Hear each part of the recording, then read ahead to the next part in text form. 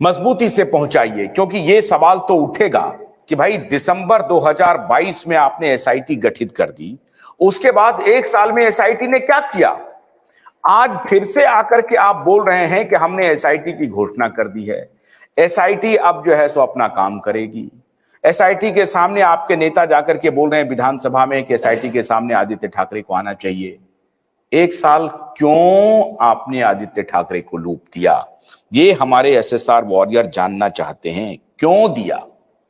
आपको मालूम है कि आदित्य ठाकरे की इसमें भूमिका है? क्यों 16 और 17 सितंबर को हमें citizen court of India launch करना पड़ा? क्यों हमें citizen court of India launch करके उसमें कार्रवाई करके फैसला सुनाना पड़ा कि आदित्य ठाकरे गुनहगार है, आदित्य ठाकरे को जेल के सलाखों के पीछे भेजना पड़ेगा? मैं अपने एसएसआर वॉरियर से आग्रह कर रहा हूं कि इस लाइव चैट में आइए, अपनी बात सरकार तक पहुंचाइए, क्योंकि विधानसभा का सत्र चल रहा है। यह मौका है हम लोग अपना दबाव सरकार पर बनाएं और उन्हें बताएं कि किस प्रकार से लोग गुस्से में हैं, लोग नाराज हैं। लगातार न्याय को आप ढकेल रहे हैं पीछे, आपके हाथ में सब कुछ है। इसलिए इस बार अगर आपने कोई कॉस्मेटिक काम किया तो जनता आपको माफ नहीं करेगी, किसी भी सूरत में नहीं करेगी। जिन लोगों ने साथ दिया लड़ाई में, उनका शुक्रिया, लेकिन अब क्यूबाइड नेटवर्क अपने दम पर लड़ाई लड़ रहा है। CCI, citizen court of India अपने दम पर लड़ाई लड़ रहा है, और हम सरकार को मजबूर कर देंगे कि आप किसी भी सूरत में इसमें ढील नहीं दे सकते हैं। हम जन आंदोलन की तरफ बढ़ रहे हैं, और चूंकि अभी विधानसभा का सत्र चल रहा है, इसलिए मैंने कल भी आग्रह किया था प्रधानमंत्री से, आज मैं दोबारा आग्रह कर रहा हूं कि प्रधानमंत्री डायरेक्ट हस्तक्षेप करें इस मुद्दे पर।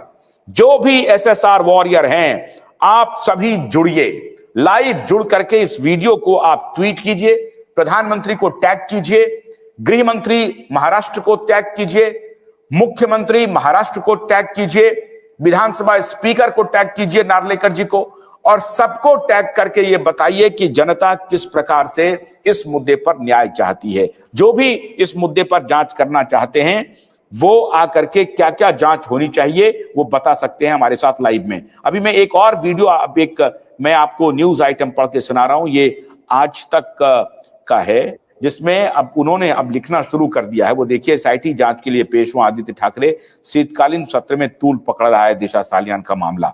पिछले सत्र में इस मामले की जांच के लिए एसआईटी गठन करने के बाद फिर एक बार एसआईटी की जांच अपडेट को लेकर बहस छिड़ गई है। अब ये देखिए, अब ये रिपोर्टें छप रही हैं। बीजेपी विधायकों ने इस मामले में आदित्य ठाकरे की जांच की मांग की थी। आज सत्र के पहले ही दिन बीजेपी विधायक आशीष शेलार ने आदित्य ठाकरे को जांच के सामने पेश होने की और सभी अटकलों को पूर्ण विराम लगाने की सलाह दी है। अरे साहब, अगर सलाह दी है तो ये बात तो आपको ये बात अभी क्यों आई? आशीष वैद जुड़ रहे हैं। आशीष कुछ बोलना चाहते हैं? बोलिए आशीष बोलिए। नमस्कार आशुतोष जी, कैसे हो? बिल्कुल ठीक है आशीष, बोलिए। जी। तो आशुतोष जी बड़ा अच्छा काम कर रहे हैं, नीलेश ओझा जी एंड उनकी टीम, पूजा शाह जी, एंड वो उनका धन्यवाद। एंड हम तो यही बोलेंगे कि दिशा सालियान को न्याय मिलना चाहिए, क्योंकि अब जैसा कि आपने बताया दिसंबर 2022 में एसआईटी की घोषणा की गई थी, लेकिन अभी तक कोई एक्शन देखने को हमें मिला नहीं है।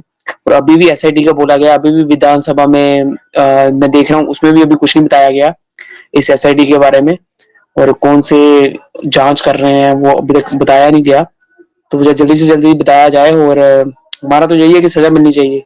सुशांत दिशा के जितने भी कातिल हैं, जिन्होंने भी सुशांत और दिशा को मारा है, उनको न्याय मिलना चाहिए। क्योंकि रबिया खान भी, जो जिया खान की मदर है, वो भी लगातार फाइट कर रही है पिछले 7 साल से, लेकिन अब तक उनको भी नहीं न्याय मिला। उन्होंने भी आज ट्वीट पे लिखा था कि वाई डिलेइंग एसएसआर केस, क्यों एसएसआर को मारा गया, और दिशा सालियान के बारे में भी उन्होंने लिखा था।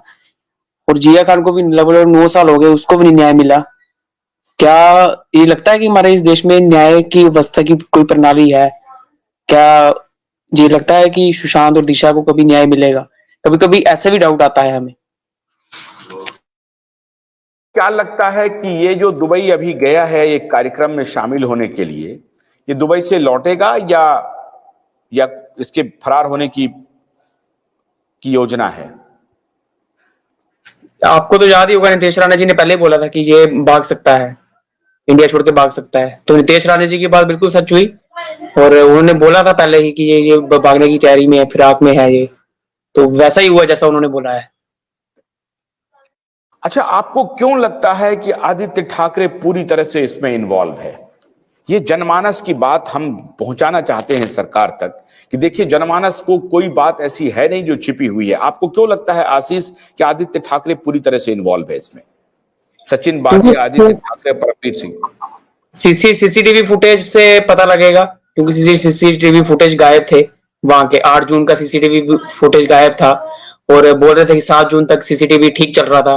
वही सेम सुशांत के केस में भी हुआ कि 13 जून तक, 8 से 13 जून तक सीसीटीवी चल रहा था, और अचानक से 13 जून के बाद सीसीटीवी वो सारे बंद हो जाते जो वर्किंग कर रहे थे। और ये उसका बयान है, जो सीसीटीवी का मालिक था, सुशांत का जो सीसीटीवी का मालिक था, उसने बोला था कि ये 13 और 14 जून को सीसीटीवी काम कर रहे थे। और वो कहाँ सीसीटीवी गायब है? वो क्यों मुंबई पुलिस ने बोला कि सीसीटीवी फुटेज नहीं है हमारे पास, वो गुम हो गए हैं? क्यों ऐसा बोला कि सीसीटीवी फुटेज है ही नहीं वहां पर, जबकि वो सब है थे? वो टावर लोकेशन से पता लग जाएगा, दूध का दूध और पानी का पानी पता लग जाएगा, कौन सच बोल रहा है कौन झूठ बोल रहा है। उनके मोबाइल के टावर लोकेशन की जांच की मांग की गई है, तो आपको लगता है कि अगर मोबाइल के टावर लोकेशन की सही जांच की गई तो आदित्य ठाकरे पूरी तरह से एक्सपोज हो जाएंगे? बिल्कुल बिल्कुल जरूर होंगे। जांच होगी तो सब कुछ सच का सच सामने आएगा। जो भी दूध का दूध है, पानी का पानी हो जाएगा। जैसा कि नीतीश ओझा जी ने भी बात की इस बारे में टॉपर लोकेशन का, वो नीतीश राणा जी ने भी बोला टॉपर लोकेशन की जांच होनी चाहिए, इन्वेस्टिगेशन होनी चाहिए टॉपर लोकेशन में। 100 मीटर की दूरी पे थे वो, तो जांच तो होनी चाहिए। अच्छा, आपको क्यों लगता है कि इतने दिन तक सरकार ने इसको क्यों इस इन्वेस्टिगेशन को आगे नहीं बढ़ा रही है? क्या कारण है?